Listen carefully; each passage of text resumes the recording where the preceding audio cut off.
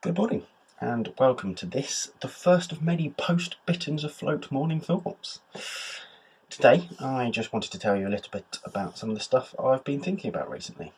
I say recently, it kind of came to me on Friday evening. I was sat on my bed at the end of cabin clubs, just praying, and I realised that my hand was clenched. It felt as if it had been locked like that for a while, so I just let it go. I opened out my hand and felt the release as my muscles eased off and the hand relaxed. And I wasn't sure what it meant at the time, but I noted it down as something to think about and to pray about. Now, this morning, though, I was thinking about it again, and I just let my mind wander a bit. I thought of Jonah from the Bible.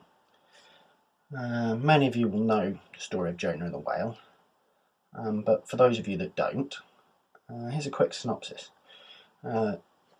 Jonah was an Israelite whom God had called to be a prophet, but he refused to accept his divine mission and left on a sea voyage instead.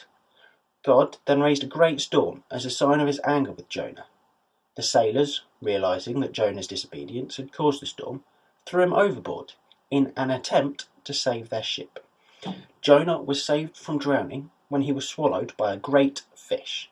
He lived for 3 days inside the creature, after which the fish vomited out Jonah upon the dry land.